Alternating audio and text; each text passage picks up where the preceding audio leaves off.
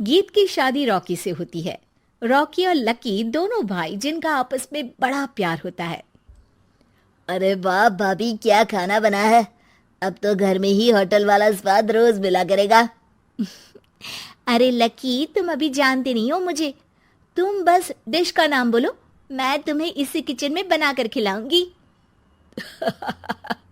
चढ़ा रहा है तुम्हें ये, और तुम भी ना। गीत रॉकी के छोटे भाई को दोस्त की तरह मानती। वो रॉकी के साथ उसकी भी जरूरतों का ध्यान रखती। लकी, ये रहे तुम्हारे कपड़े, धोकर प्रेस करवा दिया है, अलमारी में सजा लो। अरे रख दो ना भाभी अलमारी में भी। हाँ हाँ, सब भाभी करेगी तो तू क्या करेगा। रहने दीजिए ना माँ जी, शादी हो जाएगी तो खुद ही सुधर जाएगा। अरे रहने दो यार, तुम दोनों मेरे कपड़े यहीं पे रख दो। एक कपड़े अलमारी में रखने को क्या बोल दिया, शुरू हो गई। एक दिन, रॉकी सुनिए ना, कल जल्दी आ जाना, मुझे मायके जाना है, या सुबह छोड़ दीजिए और शाम को लेकर आ जाना। अरे नहीं नहीं, कल तो बिल्कुल पॉसिबल नहीं है, कल मीटिंग है। तुम लकी के साथ चली जाओ ना, और उसे कह देना कि शाम को लेकर भी आ जाएगा। लकी भाभी को लेकर मायके जाता है, शाम को लेकर भी आता है। आते वक्त, लकी, तुम्हारे लिए मैंने एक लड़की देखी है, बहुत सुंदर है। अच्छा, क्या बात है भाभी, मुझे भी दिखा दो, और उससे भी पूछ लो कि मुझसे शादी करेगी ना। इतनी सुंदर होगी तो मुझसे क्यों शादी करेगी भाभी। अरे वाह, क्या बुराई है तुम में, इतने अच्छे हो दिखने में। हाँ, बस अपनी भैया से थोड़ा कम हो। हाँ भाभी, आपको तो भैया से अच्छा कोई लगता ही नहीं है। लकी, तुम्हारे भैया हैं ही लाखों में एक। रात में दोनों घर आते हैं, लेकिन थोड़ी ही देर में उनके घर रॉकी की मौत की खबर आती है। हे भगवान, ये क्या हो गया। मेरा बेटा मुझे वापस कर दो। सब मिलकर माँ और गीत को संभालते हैं। एक दिन, गीत बेटा, अब तो रॉकी रहा नहीं, तू देख ले अगर मायके जाना हो तो। गीत कुछ नहीं बोलती और कमरे में चली जाती है। एक दिन बुआ सास उन लोगों के घर आती है। अरे भाभी, किसकी नजर लग गई आप लोगों के घर में। मुझे तो लगता है कि इस लड़की के ही पैर ठीक नहीं है, तभी तो आते ही हमारे घर का चिराग खा गई। बुआ सास की बात सुनकर गीत को रोना आ जाता है। वो अपने कमरे में जाकर जोर जोर से रोने लगती है।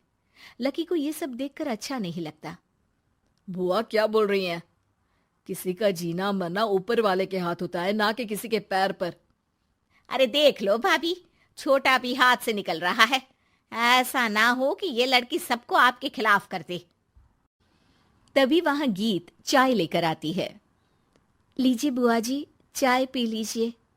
बुआ तो घर से चली जाती है, लेकिन सास के मन में गीत को लेकर नेगेटिव विचार भर जाते हैं। अब देख गीता, बहुत हुआ, यहाँ रहकर भी कुछ नहीं होगा। अच्छा होगा कि अपने मम्मी पापा को बोल के तुझे यहाँ से लेकर जाए। और गीत अपने मायके चली जाती है, जहां आस पड़ोस के लोग कहते हैं, अरे रे, बेचारी की शादी के 2 साल ही हुए थे, लेकिन पति नहीं रहा। सास ने भी घर से निकाल दिया। देखो भाई भाभी कब तक साथ रखते हैं। और शादी करा देनी चाहिए इसकी, तो उम्र ही क्या है इसकी। हाँ, लेकिन करेगा कौन। एक तो शादीशुदा, ऊपर से कलंक पति की मौत का। तभी वहां लकी आ जाता है और वो पड़ोसियों की बात सुन लेता है। लकी, तुम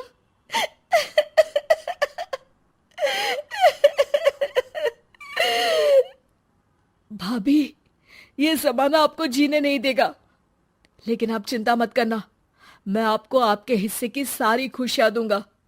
लीजिए, माँ ने आपका ये बैग भेजा है, इसमें आपके जरूरी सामान है जो वहीं रह गए थे। लकी देखता है कि गीत को ससुराल से लेकर मायके तक हर जगह सिर्फ ताने ही सुनने पड़ते हैं। वो सीधे अपनी माँ के पास जाता है। माँ, एक बात सुनो, ये कहाँ का न्याय है।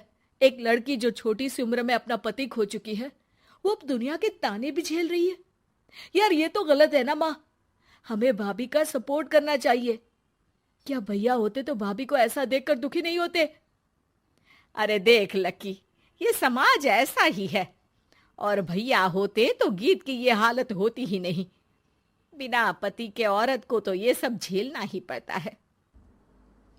लेकिन कोई तो जरिया होगा ना माँ, भाभी भी हमारे परिवार का हिस्सा है, हम कुछ तो कर सकते हैं ना उनके लिए। हिस्सा है नहीं, हिस्सा थी। और अब तू ज्यादा ना भाभी भाभी करना बंद कर दे, समझा? कुछ दिन ऐसे ही बीतते हैं और एक दिन लकी देखता है कि गीत उसके ही कॉलेज में पढ़ने आई है। अरे भाभी, आप यहाँ कॉलेज में कैसे? लकी, मैंने पढ़ने का निर्णय लिया है।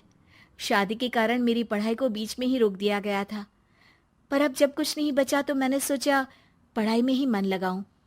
अरे आपने बिल्कुल सही सोचा भाभी। किसी भी तरह की कोई भी जरूरत हो तो प्लीज बिना किसी हिचक के बताना, मैं हूं आपकी मदद के लिए। लेकिन कहते हैं ना, गीत की जिंदगी में सब कुछ बहुत दिनों के लिए ठीक नहीं रहा और एक दिन क्लास में, अरे ये विधवा है, इसकी तो शादी हो चुकी है। क्या बात कर रहे हो? हमारे साथ तो बैठकर ऐसे पढ़ाई करती है जैसे बच्ची हो। अरे बच्ची नहीं, बहुत शातिर है ये। किसी को नहीं बताया कि ये शादीशुदा है, वरना हम इसे आंटी आंटी कहकर पुकारते ना।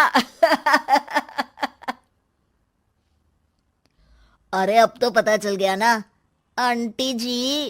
Aunty aunty.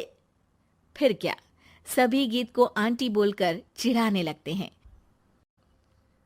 गीत को रोना आ जाता है और वो क्लास के बाहर जाकर रोने लगती है।